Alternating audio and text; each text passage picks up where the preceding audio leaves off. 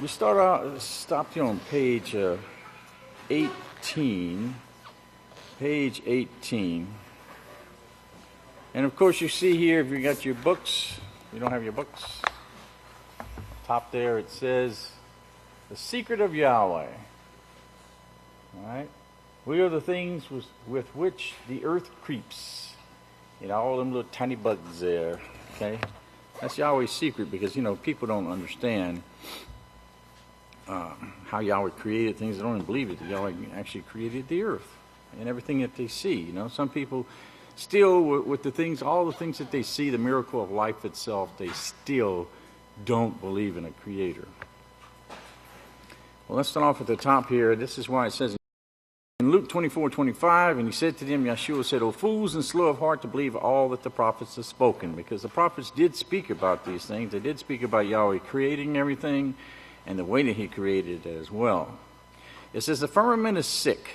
The firmament is the heavens that reach out from the earth. It was created by Yahweh for mankind's survival, for mankind's food, for mankind's water, and for mankind's health. It's also called the heavens or the expanse. The firmament is made up of micro-kingdoms that are set by law, as Yahweh commanded.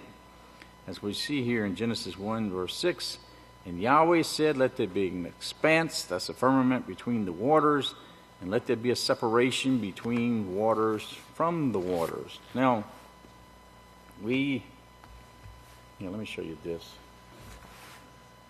We have here an account, okay, of the second day's work, the creation of the firmament, which we can observe the commandment of Yahweh, of course, taking place here in Genesis 1, verse 6. He said, let there be an firmament or an expansion. Now, this Hebrew word signifies something that's like a sheet that's spread out or like a curtain that's drawn out, okay, that covers something. So this includes the visible, all things that are visible above the earth and also, of course, between it. So you have the air, you know, you have the higher, the middle, and the lower regions. That's the different layers of the atmosphere. You have the celestial globe itself, the earth, as is covered with it, and all the spheres and the orbs of light above it, which, of course, were the planets. All that's considered the firmament as well. That's the heavens. And it reaches out as high as where the stars are fixed, referred to in Genesis 1, verses 14 to 15, when Yahweh made the sun, the moon, the stars, and so forth. He calls that the firmament of heaven. And then it's also as low as the place where the birds fly. In Genesis 1:20, when Yahweh made the birds, he said, let them multiply and so forth, and let them fly within the firmament. So this is speaking of creation, but if it should seem like Yahweh only commanded it to be done and someone else did it, like the gods, they try and say the gods created all things or helped Yahweh in creation. In verse 7, it firmly says, and Yahweh made the firmament. Okay, so Yahweh's the one who made the firmament, not the gods. The gods had nothing to do with it. They didn't have any creative power at all with this. Yahweh is the one. So he says here, let there be expansion between the waters from the waters. Okay, and then Pastor says, compare Isaiah 45, verse 12, where it says, I have made the earth and created man upon it. My hands have created, have stretched out the heavens, and all the host I have commanded. All the host. I want to look at that word host, because that's an interesting little word there. The word host is number 6635, and it means a mass. Okay, it's a mass. It's a mass of persons or things, especially regularly organized, okay, for war. There are war in the heavens and so forth, right? But it means an army, a company, a host or service. And notice, so it means service, notice. So this is something that serves and waiting upon, okay? Now, forget about Satan's way of fighting, okay? Because an army, as it says, an army is not just a group to fight, okay? The word army simply means a great number or a vast multitude, okay? That word company means any assemblage of people, notice persons, but also a collection of other animals, okay, in an indefinite sense. So it can maybe apply to a small number or any multitude, whatever, okay? So it's not just talking about people, it's talking about other things as well. And remember the word mass. It means a great quantity, bulk, or magnitude, and assembly. So these things are assembled together, okay? And that's what this is speaking about. It's able to take commands or take instructions from Yahweh in order to perform its function, right? The word command, okay? It means to constitute. Now, because in Isaiah here it says, the host which I have commanded. The word constitute means to set or to fix, to enact. In other words, to start an action going, okay? And it means to establish. And notice how interesting it means to form or compose, to give formal existence, to make a thing what it is. Well, that's exactly what we find described in Genesis chapter 1. Yahweh recreated the earth, right? It means to appoint or to elect to an office, notice, and to make it empowered. Okay, so these things are commanded. They have leaders, believe it or not, in the microbial world. Okay, they're not just little simple creatures. Everything is set up by law, and everything governs law. The word commanded also means to appoint, but it also means to forbid too, as well. And when you think about Eob, okay, if you remember Yashub gave, he said that Yahweh gave command to the seas, right, to the oceans, that they could only go so far. They can never over-empower the land and flood the land. They were supposed to stay where they're at. But if you think about it, at high tide, the oceans swell, they expand and so forth. Well, how do they do that, Well, it's all done by the command of Yahweh, because it has to follow set laws, okay? Yahweh set laws for everything in what the world calls nature, But it's all of Yahweh's creation is what it is. And he has set everything according to the laws that he himself set. Here you go. The word commanded also means to give a charge, that is, send with command or send a messenger, okay, to put something in order. So this mass of beings is able to both receive a command and also to set things in order by being sent to do something, okay? That's what Yahweh does with the microbes, okay? He sends them out to do things as well as he's already set them in motion to do certain things. So you can see that being sent, you should see the importance of why Yahweh says the work of Yahweh is believing into the one sent, because the one sent will always perform the will of Yahweh, okay? Just like these tiny microbes will always do Yahweh's bidding, okay? Now, so this host or this mass is sent out by law, okay? And they do their jobs, and they do their jobs very well. So who else but the house of Yahweh would understands that? When they look at that word host, like the Catholics, all they think about is a little white wafer that they throw in their mouth. That's as far as they go. They have no idea. But all of this is involved in this one simple little word, host. Okay, so it says the firmament is sick, and sin is the cause of the sickness. Sin produces microorganisms that are enemies to the microorganisms that Yahweh created your body, the earth, the waters, and the firmament from. Scientists in this generation have discovered in space the results of mankind's sins. Those results are called STDs. They have discovered this in space, okay? Here we see in this article here, sea plankton on space station, Russian official claims. Okay, a Russian official claims the samples collected by the cosmonauts show evidence of sea plankton on the outside of the International Space Station. News agencies are reporting that they obtained this, and it says, it's discovered small trace amounts of sea plankton and other microscopic organisms living on the outside of the space station, okay? Now, the International Space Station orbits about 250 miles above the surface of the Earth, okay? 250 miles. That's a long distance. So how did those microbes from the oceans get so high into the firmament? Here's another article.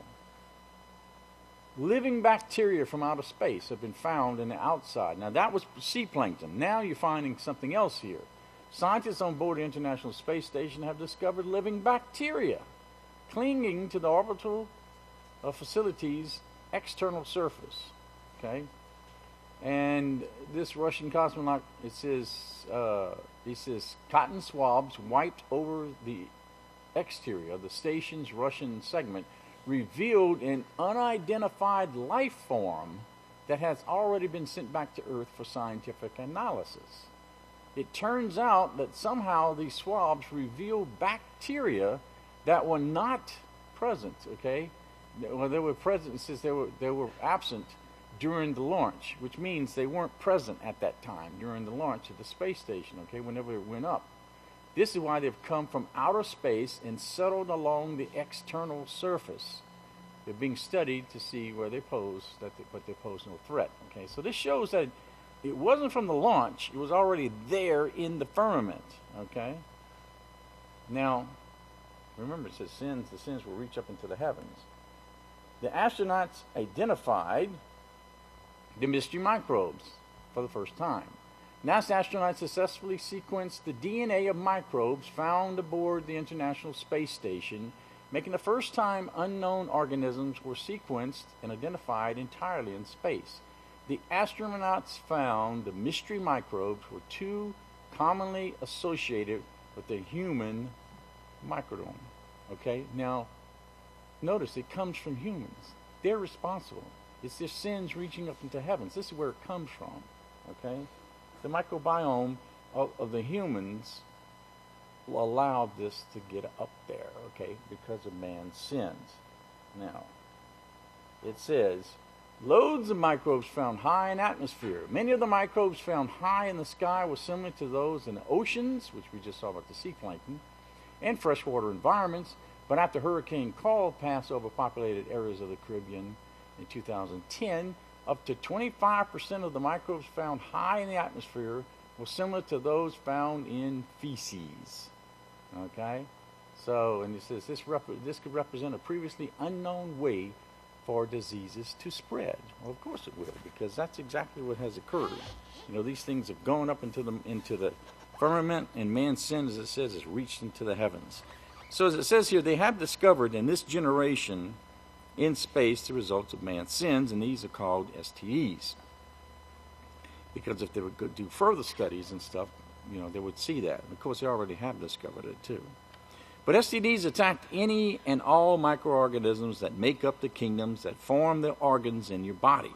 That's what makes you up in your organs. Your heart, your kidneys, your liver, you know, all these things. Of course, you get sick, and of course, you die, okay, when these things start shutting down. Well, that's what kills people. Sickness is caused by sin, and sin, of course, causes death to the micro-kingdoms that make up your body, because that's the way that Yahweh made you. He made you from the dust of the earth. You remember the chief parts of the earth, of the dust, okay? So when these things get sick, your body will get sick, and that's what Yahweh told Cain to begin with. So Yahweh created the micro-kingdoms that form the earth, and he commanded them, okay? He gave them command. Now remember, when he commands them, they listen to those commands and they perform those commands. Isaiah 45 verse 12, remember he says, I have made the earth and created man upon it. My hands have stretched out the heavens, and all their host I have commanded. So all the hosts, those tiny microorganisms that's in the heavens, are the firmament itself. So in following rebellious religions and sinning like the evil gods they follow, then mankind has created STDs, which are also microorganisms that make war against your body. They make war against your body. STDs, a microorganism, they make war against the body. It says in Romans 7 verse 5, it says, for when we were in the flesh, longing to transgress the law, because remember, that's the carnal nature, right? Longing to transgress the law, which is to be kept, we did constantly work in our members that we might bear fruit unto death. Because remember, the fruit is going to come forth, either life or death. In the King James, it says, for when we were in the flesh, the motions of sin, motions, it shows that something's moving there, doesn't it? The motions of sin, which were by the law, did work in our members to bring forth fruit unto death. So this motions is causing something. The diglot, the Greek diglot says, for when we were in the flesh, the passions of sins, those through the law worked in the members of us in order to bring forth fruit to death. So that word motions, it's an inward state. Notice, an inward state. It's inside of you, okay? It means affliction, like sickness, disease, and so forth. But also passion, illegal desires. And it's enduring, undergoing suffering. It's something that somebody catches and it continues to cause them suffer over and over, day by day. So that describes the effects of STDs and the working of these mutated microbes in the body, okay? So he says, these STDs make war against the microbes that make up each organ in your body. They're doing the same thing to the micro-kingdoms that make up the firmament. Sin is breaking the laws that Yahweh tells us to guard and to keep, that it might go well with us. So, this is so that we will not become defiled with the STDs, the results of God worship. So Yahweh says if we follow what he says, of course, his laws are there simply to protect us. That's why he has all these laws. It's not to cause us to have to, to make a burden on us. Like the scripture says, and there is no law, there is no burden in keeping Yahweh's laws. It's there to help us. When Genesis 3 verse 5 it says, for he knows in the day that you eat of it, your eyes will be opened and you will be as gods. Okay? You will be as gods. Now, this is something that, the world has no concept of what a God is. But only the house of Yahweh understands what a God is and how the gods influence mankind to destroy themselves. So look closely and you will see evil like the gods in Genesis 3 verse 5. It's all over the world today, creating sickness, disease, and death.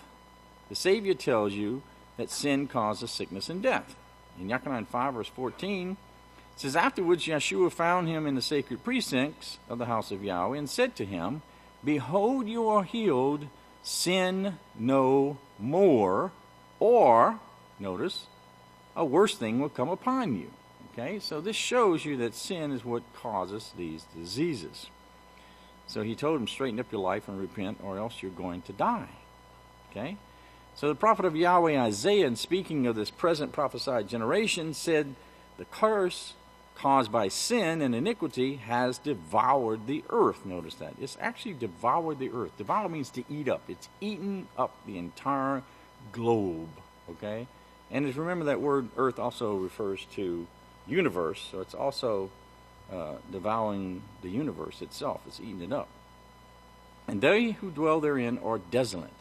Therefore the inhabitants of the earth are burned and few men left. Well, of course, the curse has devoured the earth. Mankind is cursed. He can't think. It's driving him to ultimate destruction. And so, therefore, that's why we're going to see the desolation, and the inhabitants of the earth will be burned, and few men will be left. That's going to be the ultimate result of this. So the same curse has devoured the firmament and the waters. It's devoured the oceans, the rivers, the lakes. All of these things are polluted. Okay? They found STDs in all of these areas. The curse. Remember, Yahweh 5:14, Yeshua said, don't sin, or a worse thing will come upon you.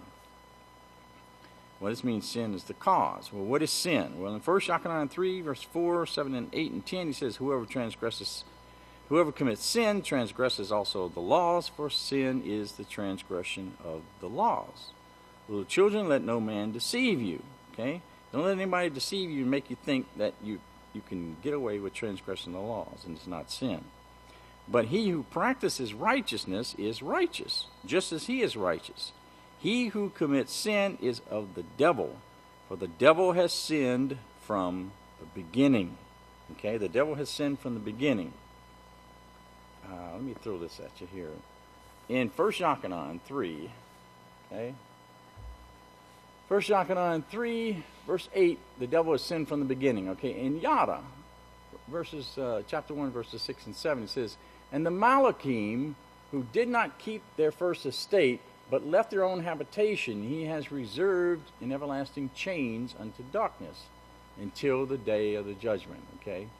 Now notice, he's talking about the Malachim in verse 6, and then it says in verse 7, talking about humans in the same manner. Okay. Talking about Sodom and Gomorrah in the same manner, which proves that the Malachim were doing these things that Sodom and Gomorrah were doing. And the cities surrounding themselves over the fornication have gone after strange flesh and set forth as an example of those who suffer the vengeance of eternal fire. So, remember it says in Romans, you yield yourselves to whom you obey. When you do that, you become servants. So this is a law set in motion. If you yield to improper passion, you will receive the curse that comes from it. Why? Because it's going to serve you as your servant. Your servants to whom you obey. You got it? It's going to obey, and it's going to bring forth fruit. Okay? Either that fruit's going to be righteousness, or that fruit's going to be sickness, disease, curse. Either way, your body is going to be served by one way or the other, because it's obeying who you're serving. Okay? So if you serve, then the curses are definitely going to come. Okay, so the devil sinned from the beginning, as we see, and because of that, of course, all these demons taught mankind, influenced mankind, and they did the same exact thing, and that's what you see Sodom and Gomorrah as an example of.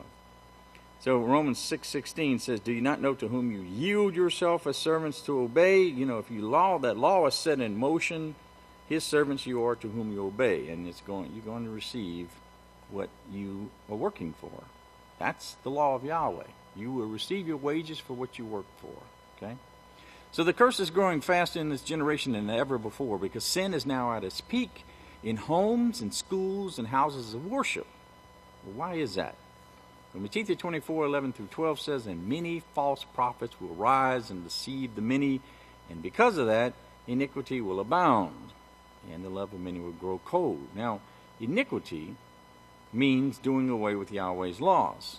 Okay, it means being evil like the gods. Okay, now Yeshua talked about the days of Noah in Matthew 24, verse 37-39. He says, but just as in the days of Noah were, so also will be the coming of the Son of Man. For just as in those days before the flood, they were eating and they were drinking, they were marrying, giving in marriage, eating, drinking, rising up to play, until the day that Noah went into the ark. It caught them completely off guard. They just never thought that they'd see anything, and the scripture talks about that, about in the last days, where it says that people will be saying, oh, these things, my grandparents were talking about these things, we'll never see this come to pass. But it did. It hit them hard. And they did not know until the flood came and swept them away. Swept them all away, notice. So also will be the coming of the Son of Man. It's going to be the same way. They're just not looking, don't know, don't believe.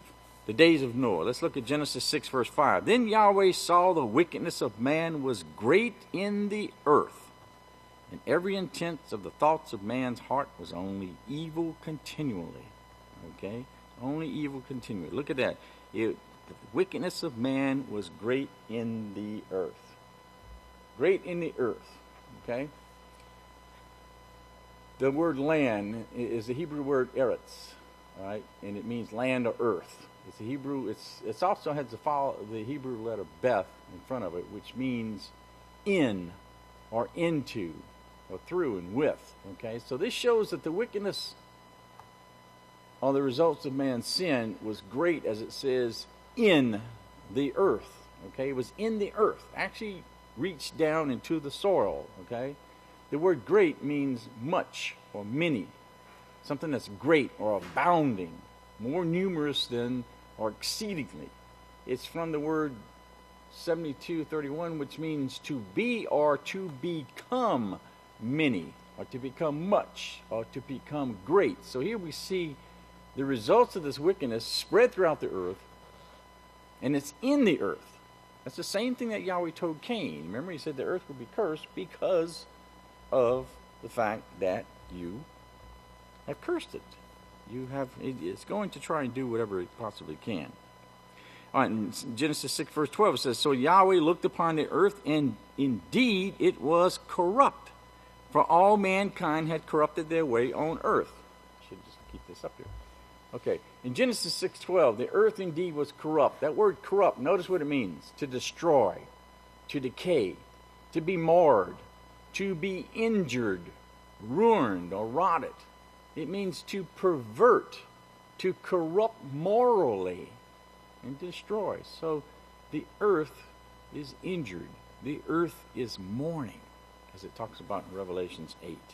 Okay? Now look back here in the book in Genesis 6, verse 13.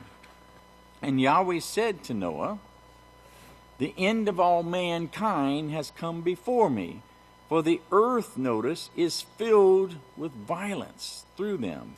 And they, mankind, have corrupted themselves with the earth, notice, with the earth, okay? Because of their corruption, because of their violence, they polluted and defiled the earth itself. Now that means the soil, the air they were breathing, everything, the water, everything had become corrupted at that time. And this is why it needed to be cleansed. Now, that word, this is from, this is from a commentary, Kiel and Dillich, however.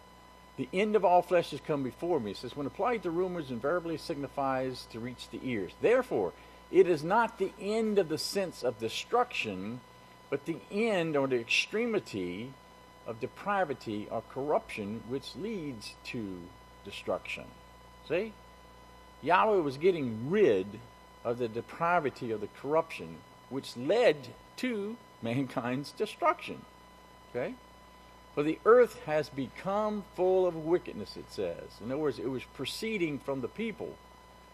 And it says, I will destroy them along with the earth, because all flesh had to be destroyed this way, because it had destroyed the earth. The people destroyed the earth, so they had to be gotten rid of. They had to get rid of that violence. Now notice, the earth absorbed that blood, remember, which was literally filled with violence and anger. Okay? So, they ended up, the earth became defiled because of all that stuff. So it had to be cleansed. It had to be cleansed with water, because the microbes were literally trying to protect mankind. Okay? They were trying to protect mankind. So the only thing that they could do is to unleash the flood to cleanse. Because the law of Yahweh says you cleanse two ways. You cleanse with water, and if something can't go through the water, you also have fire. If something can't endure the fire, then you put it in the water. If it can endure the fire, then it goes through the fire. Well, we know it's already been wiped out twice. And remember what the law of Yahweh says is the mouth of 2 or 3 witnesses. Well, you've already had 2 witnesses already that's gone through the flood. And now the third one, which will be in our time, will be with the fire, the cleansing of fire. And that's what Yahweh said. That's what he told Noah. He says, I'll never flood the earth again with water. He didn't say, I'm not going to flood the earth, allow the earth to be flooded with fire, but it was with water, he said that. So it had to be cleansed. So the microbes, they were desperate, that they had to do their job, and they wanted to do their job, so they caused the flood to take place so that the water would wipe everything out and cleanse. So, now at that time, if Yahweh had chosen fire, he would have chosen the same thing. He would have just caused the microbes in the atmosphere to ignite and so forth, and fire would have broke out and burnt everything. But that's the last days, because that has to be the lake of fire, which is the nuclear war.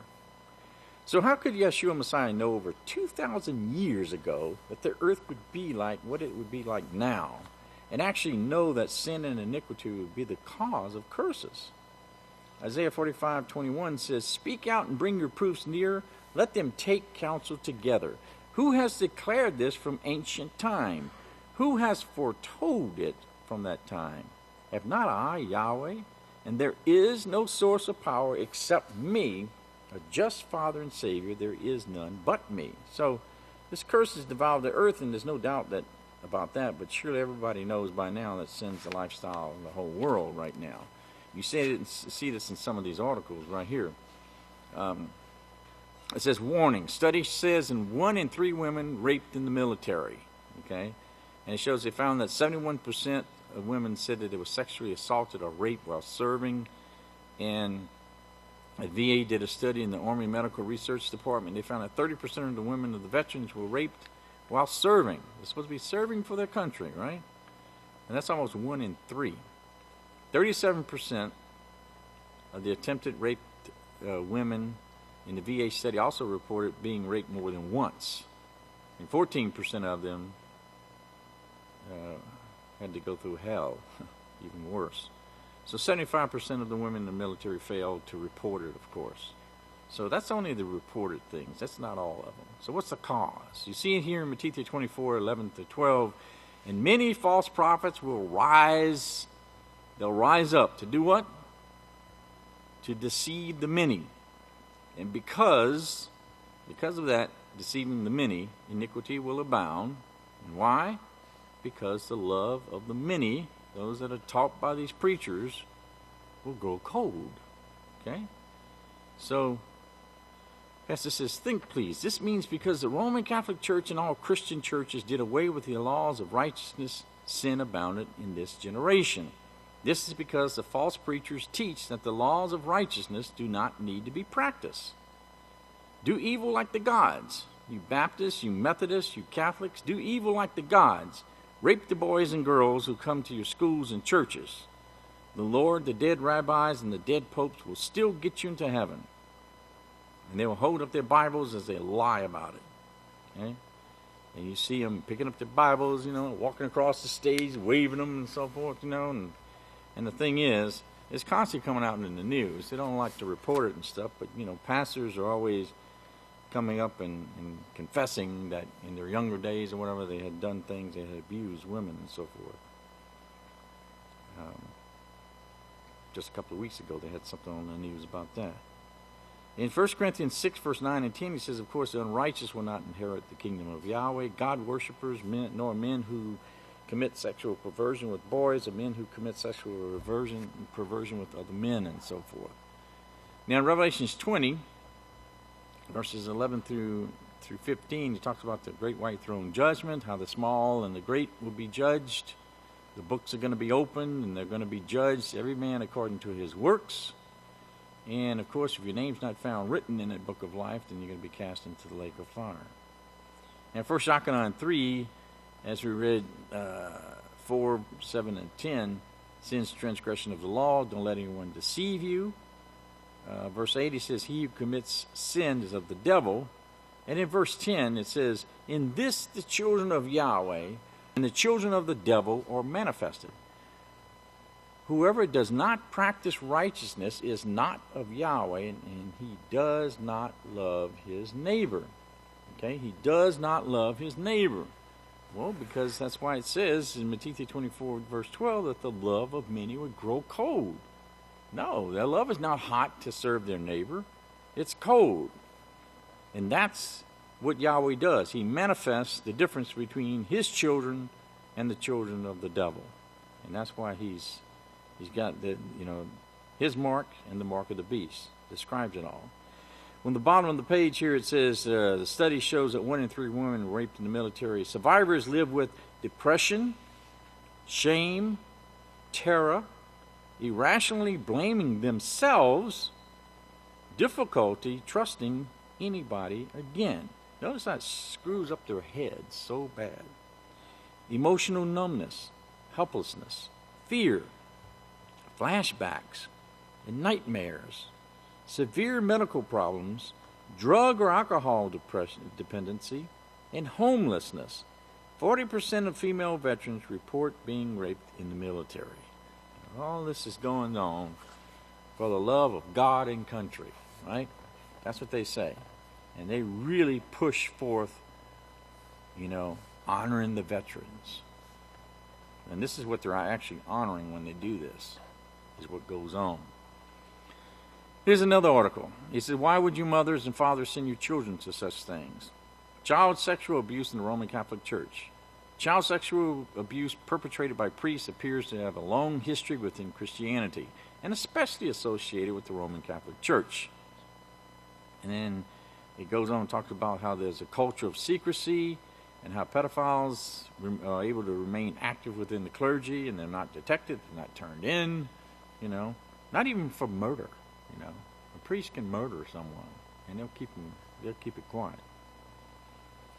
In just one, and they can be turned into the authorities, but the authorities will cooperate with the Catholic Church.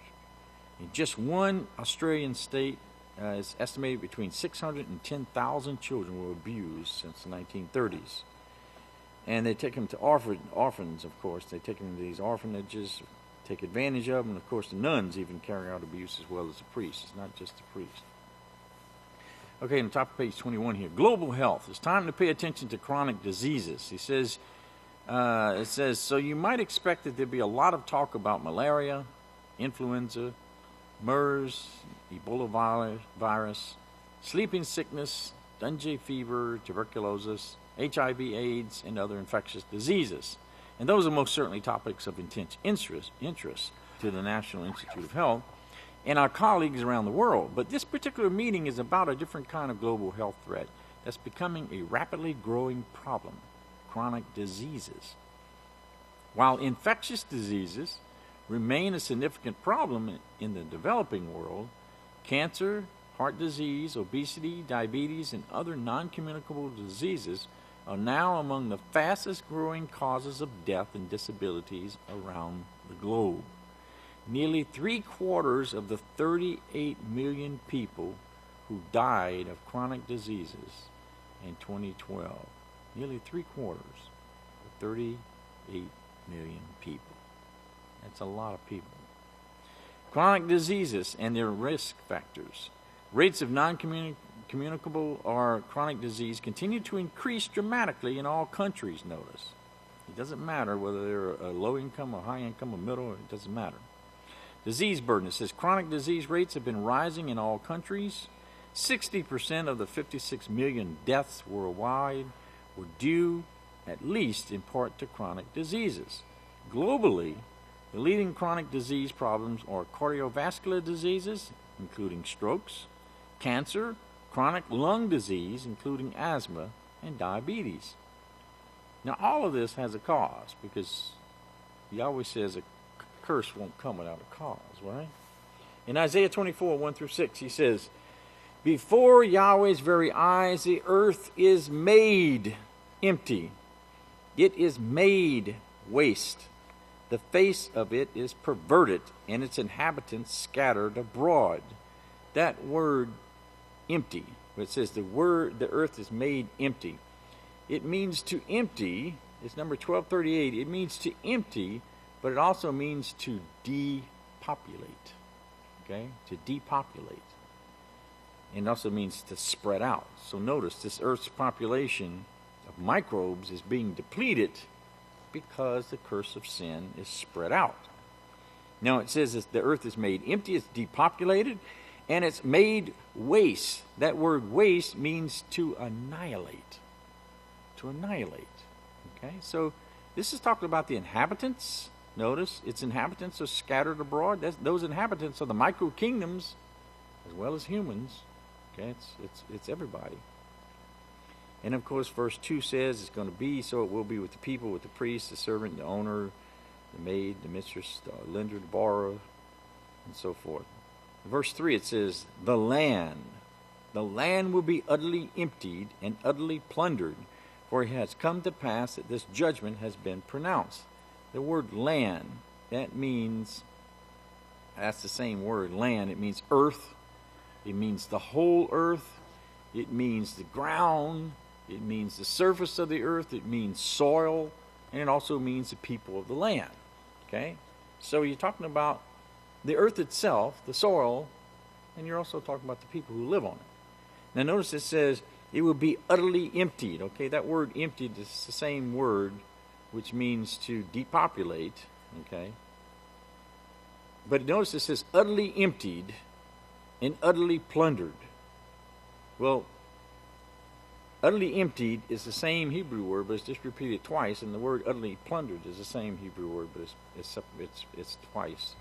The word plundered, it means, well, here you go. I'll just show you this. The word plundered, okay, utterly plundered here. It says, it means to spoil, to plunder, to prey upon, to seize, or to be taken as spoiled. So this shows that the microbes are being preyed upon, okay? They're being taken as spoiled by these other mutated microbes that are in the earth, okay? That's what they've done. And you notice it says, and the earth mourns. It mourns and fades away. Well, the earth is mourning, just like Romans 8 tells us about the earth being mourned. All creation is mourning, right? And the world mourns and fades away, and the hardy people of the earth languish. That word languish, it means to be weak, to droop, okay? It means to be exhausted or to be weak, you know, like weak from sickness and disease, and death and so forth. Got to remember, too, all the killings that's going on, all the murders and stuff, this blood is just going out all over the ground, too. And just like Yahweh warned, he warned Cain about this with Abel's blood.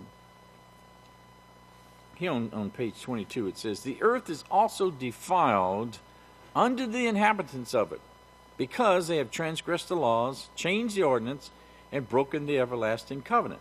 Notice, the earth is also defiled under the inhabitants. Okay, that word under, that means what is under one, or the place upon which one stands. So you're literally talking about what's underneath your feet when you're going outside. Okay, the ground itself, the earth itself, is defiled.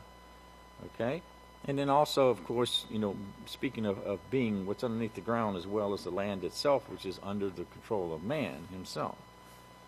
So you can see how mankind is responsible for bringing destruction upon himself. And they've changed the ordinances. That word change, it means to change or to substitute, to alter something, or change for the better. Yeah. They try and replace Yahweh's laws, what they do. And of course it says they've changed the ordinance, that they've replaced the ordinance, which of course is the set, prescribed laws that Yahweh has set. In here we go. In 1 Corinthians 6:18, the word against, okay, which we'll read here, it says in 1 Corinthians 6:18, it says, flee sexual immorality. All other sins that a man commits are outside his body, but he who sins sexually sins against his own body. Against, that word against, means into. It indicates the point reached or entered, a place, time, or purpose. There was a result. So when you sin through fornication, the curse of sin, the mutated microbes that you create through your sin, are going to enter into your body as a result. Okay? That should be clear enough for anybody to understand, but the world can't understand these things. But we see them, it just makes so much sense. You sin against your body, so you can see what takes place. Well, it says, do you not know, in verse 9 and 10, do you not know that the unrighteous is not going to inherit the kingdom? Nobody like that is going to inherit the kingdom. Anybody who commits these sexual perversions are not going to be allowed to even live. Okay, they're going to be wiped out if that's what they choose to do. Of course, Yahweh's going to give them the ultimate choice, one way or the other. Well, the prophet Daniel, in the book of Revelation, clearly show the fourth beast, the Pharisees, the Sadducees, the Essenes, and the Herodians, that changed Yahweh's laws. They destroyed the house of Yahweh, the temple, with this roving army, and they moved the artifacts, which included the book of Yahweh, to Rome. So the book of Yahweh was read every day, remember, in the temple by the priests, and it was required by law to be read as long as the temple stood. But it kept those who heard the reading in touch with righteousness. Okay? In Isaiah 34, verse 16, it says, search out the book of Yahweh and read. Okay? So as long as the people, they may not have been keeping all the laws, or even understanding them, or be even able to do so, but at least it kept them in touch with righteousness. So the book of Yahweh, from which the King James Bible and other versions were modified and printed, it was held, remember, hidden from the people for 1,500 years, while pagan traditions were taught by Roman Catholic priests. And these traditions made the righteousness of Yahweh void. They still do today. because traditions are taught constantly from the 7 hills of Rome and Catholic movie stars from Hollywood. That's why in this generation there's so much sin and iniquity. Because of this, we see, as in Isaiah 24 verse 6 says, because of this, the sin has devoured the earth, and they who dwell therein are desolate. Therefore the inhabitants of the earth are burned, and few men are left. So notice, because of this, okay, as it says, the earth is defiled because they've transgressed the laws. And of course, Yeshua said, you're a fool, you're slow of heart to believe all that the prophets have spoken. But notice what he said in Yachanai, Mark 7, verse 7 and 8. He says, but in vain they worship me, teaching as doctrine. But in vain do they worship me, teaching as doctrine, notice, teaching as doctrine the commandments of men. They didn't teach the laws of Yahweh. They taught the commandments of men. For laying aside the laws of Yahweh, you hold the traditions of men. He says, hey, you religions, wake up. The Savior Yeshua is speaking to you. Christmas, Easter, and Halloween are all nothing but lying God worship. They are man's traditions, and you are rejecting Yahweh's righteousness for God-worshiping evil traditions.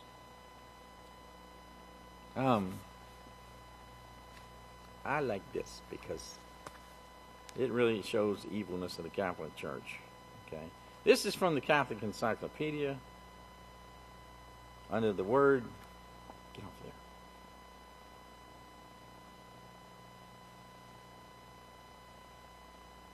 Where?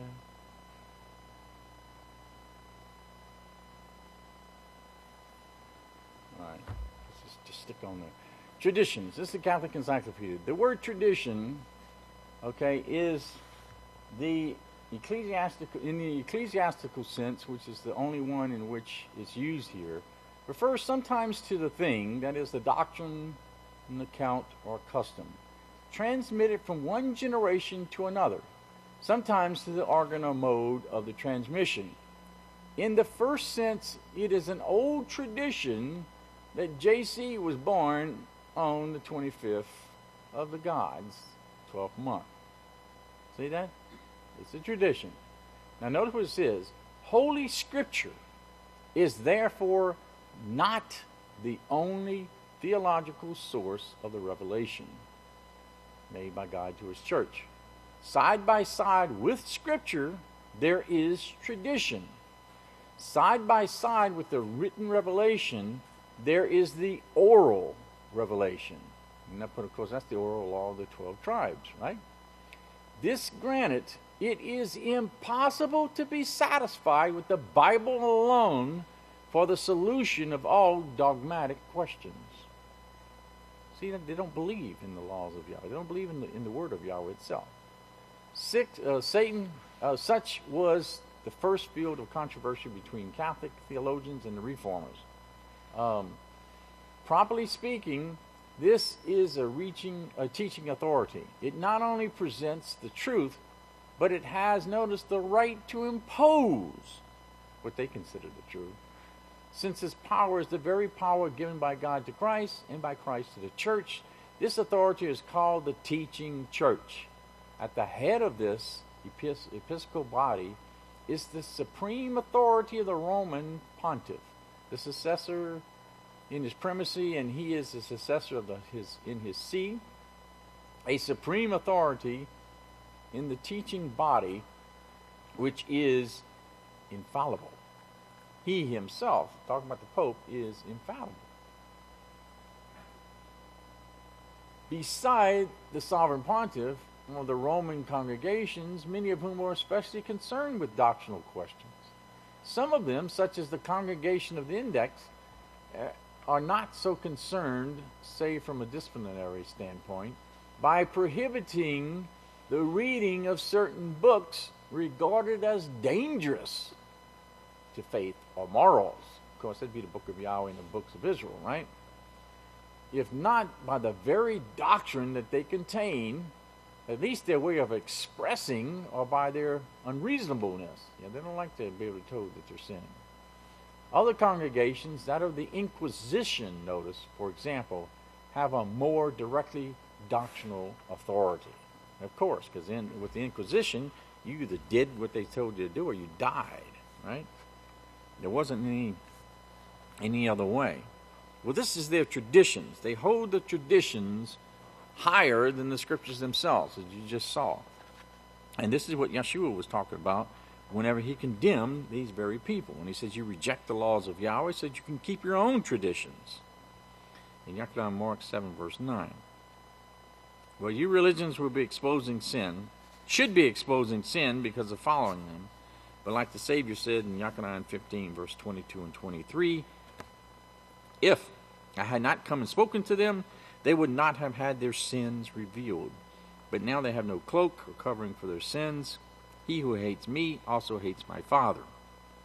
Of course, those were the Pharisees, the Sadducees, the Essenes, and the Herodians who moved to Rome, and they sent the General Titus to go with the Roman army and destroy the temple and move all those artifacts to Rome, including the book of Yahweh. They took that, the Holy Scriptures.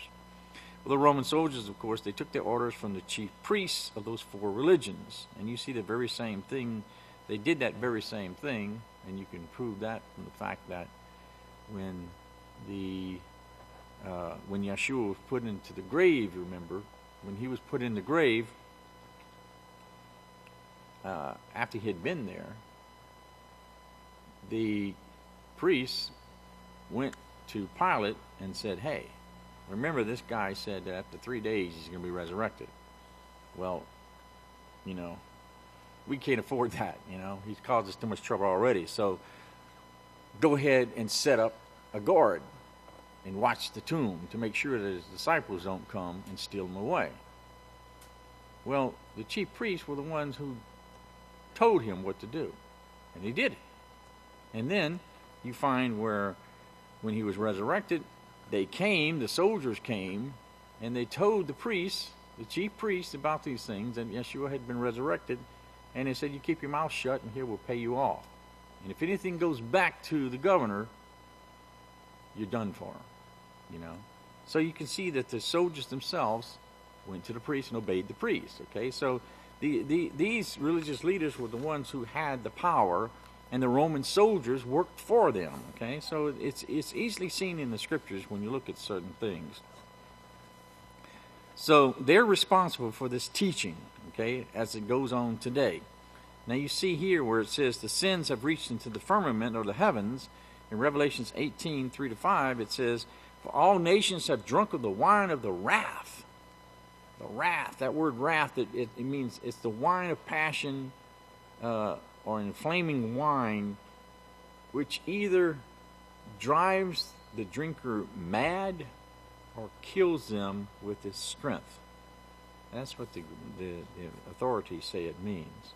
Either drives them mad or kills them. Okay? So that's exactly what you see today, that the earth is confused. The people are mad. They can't think straight. And so this is driving them to their own destruction. The kings of the earth have committed fornication with her, and the merchants of the earth have grown rich through the abundance of her delicacies because of these traditions. They make all this money. And I heard another voice from heaven saying, come out of her, my people. So Yahweh, while this is going on, he's telling his people, you see these things, come out of it. Come out of it. Don't partake of it, or you're going to receive the plagues. And that's the warning. Keep my laws, and you will be protected. Otherwise, if you go out into the world and become fellowshipping with the world, you will receive the plagues because you open yourself wide up to it, right? And her sins have reached into the heavens. So that's what we see here. Her sins have reached up into the firmament. And Yahweh has remembered her iniquities. And it's not like Yahweh's thinking like, let me write that down. What that person did. I'll get him. He's not going to get back at somebody, Remembering their iniquities means he calls it to remembrance, and he brings it forth to the remembrance of mankind, that this is what breaking the law is doing to you. Your own iniquities separate yourself from me. Matthew 24, verse 11 and 12 says, many false prophets will rise and deceive the many. That's why iniquity will abound and love will grow cold. Isaiah 24 says, the earth is defiled and the inhabitants of it. They have transgressed the laws. They've changed the ordinance. They've broken the everlasting covenant. And because of that, the curse has devoured the earth, because there's nothing to hold the curse back. They have broken all the laws, which is their protection to keep the curse under control and to keep it from occurring to begin with. But because they have refused and rejected it, then they have no protection. And now it's spread throughout all the earth. So how are STDs created by man's activities on earth, reaching into the heavens, causing problems in the firmament or the atmosphere? Well, we're going to read some facts. But notice, this sickness brings sick minds that causes war and fighting, and comes from two sources: unclean foods and unclean illegal sex acts. Okay? That's the two things that it comes from. Notice unclean foods. This is interesting. An interesting note from 2010 newsletter. Pastor says, of all the animals that walk on the earth, the swine is the most lusted after. Shrimp is the most lusted after. And remember, we're talking about unclean foods. Shrimp is the most lusted after the unclean creatures that swim in the waters. Catfish is the next. Catfish and shrimp carry within their flesh bacteria and parasites that we know little about. In fact, scientists aren't even sure that they have discovered all of the harmful organisms in the sea life that the scriptures tell us are unclean to us. You know, that reminds me of something. I was thinking, someone had one of the guys had told me about an article he read, and it was one of the Great Lakes. Now, the Great Lakes are mighty big lakes. Okay. Now, there's 5 Great Lakes, but and there's so much to give you an idea how much water there is. If you took all the water out of the 5 Great Lakes, you could flood the entire United States with 9.5 feet of water. 9.5 feet of water. The water would be over your head right now. The entire United States. It doesn't look like it, but that's a lot of water that's in those lakes. But anyway, one of the lakes, they're dirty. They're very dirty. But one of the lakes they discovered was really starting to get cleansed. And then they started doing some research and found out that the shrimps and oysters and things like this, these animals that Yahweh made to cleanse the water, were actually becoming abundant. And there was thousands of tons of these things that were in there. So what they were doing is they were eating all of the stuff up and actually cleansing the water for mankind. Okay, let's go back here.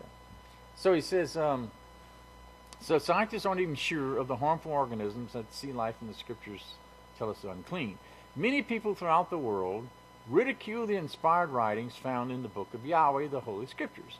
Much of the information about the clean and the unclean was written by Abel, the first righteous priest, and his father Adam. These writings date back to around 4004 BY. Yet the equipment that has enabled man to find and identify microorganisms was just developed in the last century. That leaves the question, how did Adam and Abel know that some animals, birds, and sea life contain organisms that would cause sickness and disease that could cause great harm in the body and even be passed on to others? The only possible answer is written in the Holy Scriptures. That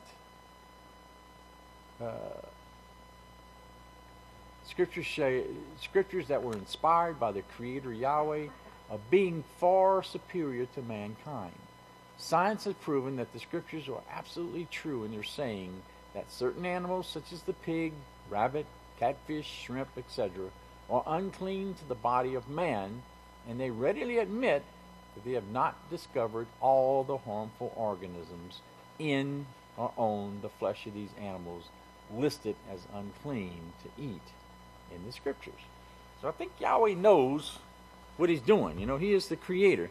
But notice again, he says, how did Adam and Abel know that some animals, some birds, and sea life contain organisms that would cause sickness and disease that can cause great harm in the body and even be passed on to others? Well, the only possible answer is written in the Holy Scriptures, is because they were inspired. They were inspired by the great Creator Yahweh. And that's the way that Yahweh works. And inspiration comes from Yahweh. You know, it's Yahweh's influence upon the mind of man. But if Satan can cause mankind to eat the unclean, then that line of communication is blocked. And that shows the craftiness of the adversary and why she tries to destroy mankind, because she knows that if she can cause that confusion, mankind can no longer make the connection with their Father. And then, of course, they're going to end up sinning. And this is why the unclean foods and the unclean illegal sexual acts are what's causing all of these problems. And we've got to stop. May Yahweh bless you, man. Have a great week.